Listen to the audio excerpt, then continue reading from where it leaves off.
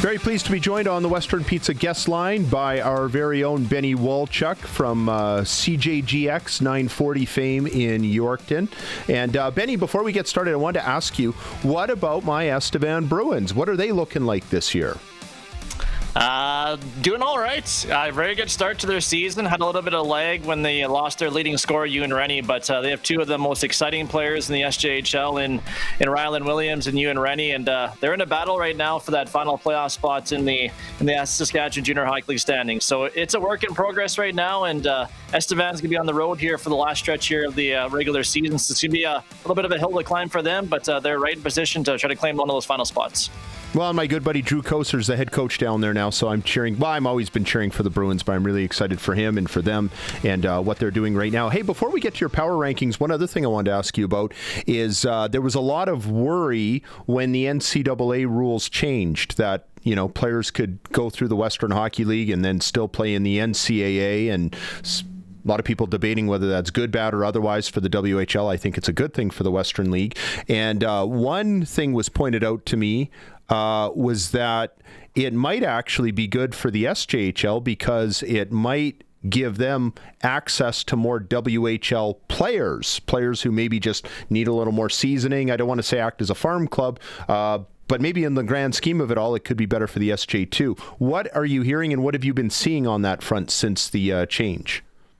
Yeah, it's been a little bit like that for sure. Of course, with Warman, the new franchise in the Saskatoon area, they've kind of used the Blades have used them as a little bit of a farm team. Of course, Tate Timmerman, their 2007-born netminder, he's been the starting netminder for Warman. They had their U.S.-born draft pick, Mason Moreland. He's only 2009-born. He's playing with Warman to get some seasoning. So it's good for Saskatoon. They can come and practice whenever they want. If they need to call up, they're just down the road. And it's given a lot of times. I think it allows WHL teams to be a little bit more patient with their players. Hey, let's go play a couple of years in the Junior A, get some experience in Junior A, and we'll bring you maybe a little bit older, maybe as an 18 or 19 or even a 20-year-old. So I think it's been working both ways. We talked about it's not a lot of Junior A kids are maybe getting those NCAA scholarships, Division I at least is, than they did in the past years, just because the WHL players and some of those guys are taking those spots right now. But it's allowing the youth sports to maybe stack on the Junior A players. Division III hockey south of the border is taking more of the SJHL players, and those are great programs still to boot. So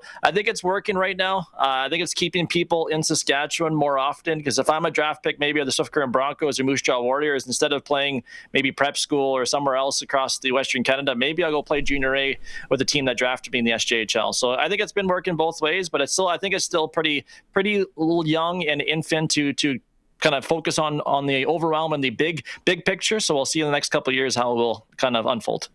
Good stuff. Let's get to your power rankings. What have you got? Well, Flin Flon Bombers still leading the way right now. Of course, they've had a little stumble. They lost in Kindersley last week, so that was their first blemish in a while, but they are still 20-0 at home, so 20-0 at home. They'll play Melville a couple of times this weekend, and it's just been a great stretch for Flin Flon. Mike Reagan, of course, he was with Dave earlier in this week. He's going to be honored for coaching in his 1,000th game on the weekend, or over last month, I guess it was in December, but he'll be honored on the weekend. So he's been a pretty good franchise. Like you said, like Mike said, maybe didn't expect to have as much success here this year, but the young team is playing pretty well. Right now, Battleford's and Weyburn kind of on their way up. Battleford's has outscored their opponents 15-4 the last 3 games in big wins to kind of try to solidify home ice in round 1 of the playoffs. Weyburn's kind of took a step back after a little bit of a stumble, and you have a team, the number 7 team right now is the Melford Mustangs. And of course, Melford, the 2-time defending champions. A lot of people at the deadline says, why aren't you trading Zayden Saddlemeyer? Why aren't you trading Bo Eisner? Why aren't you trading Austin Shepard and some of their 20-year guys of 1-2 championships there in Melfort? And they said, hey, we like our squad. We added Noel Inglot from Verdun, a 20-year-old product from Candiac, Saskatchewan. So he's added in, and their goaltending is getting much better. So that's a team, maybe if they do sneak into the playoffs, it's still a dogfight right now. But if Melfort sneaks in with all that playoff experience, that's a team I probably don't want to play in round number 1. There you go. Scary team if you go against them. And it's the top 10 that get in or the top 8 that get in? Top 8, yeah. Doesn't matter where you are in the standings. Top 8, and then goes 1 versus 8, 2 versus 7, so on and so forth. So you just got to get into the big dance, and anything can happen.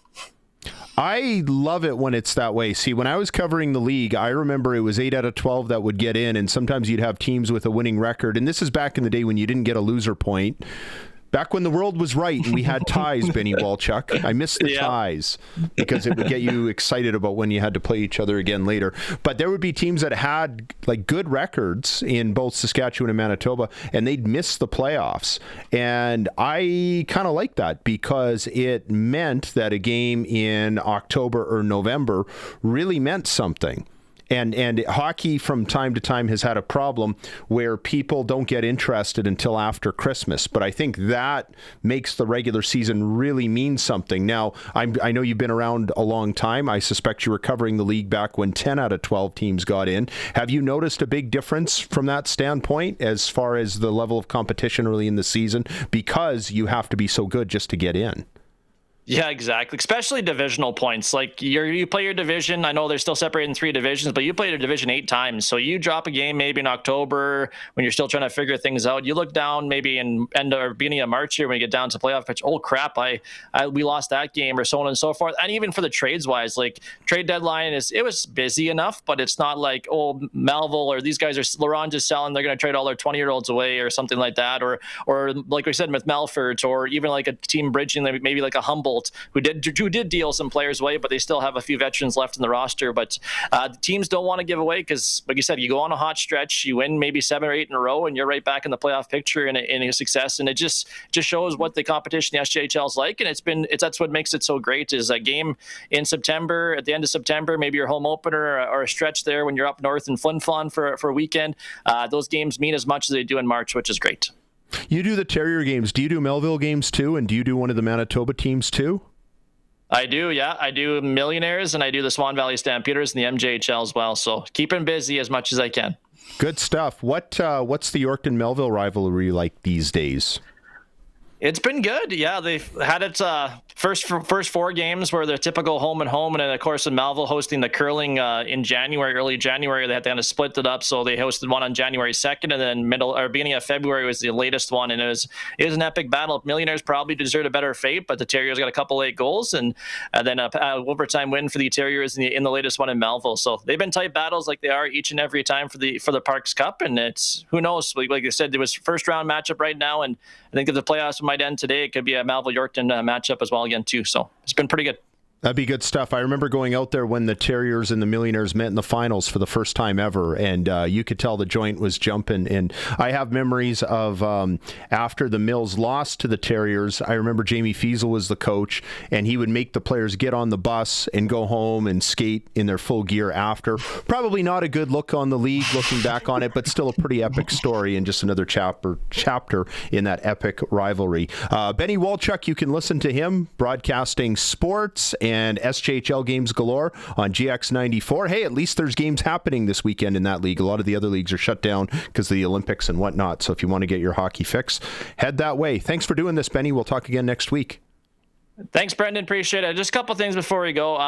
Olympics, we talked about Olympics, and the SJHL had 4 officials that officiate in the SJHL: Tarrington Wyanzik, Sienna Murray, Michelle McKenna, and Alex Clark, who are doing a great job overseas. Of course, Sienna just was referee of the gold medal game. So I just want to give them shots and then give them their shout-outs here on the air, and just a great feat for them coming all the way from the SJHL, small town Saskatchewan, to the big stage at the Olympics. So congratulations to the 4 of them.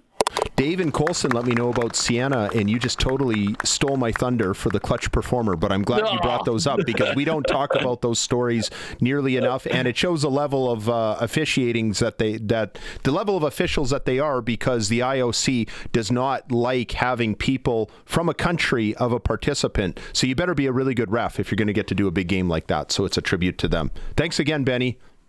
Thanks, Brandon. Appreciate it. Thanks, Colson.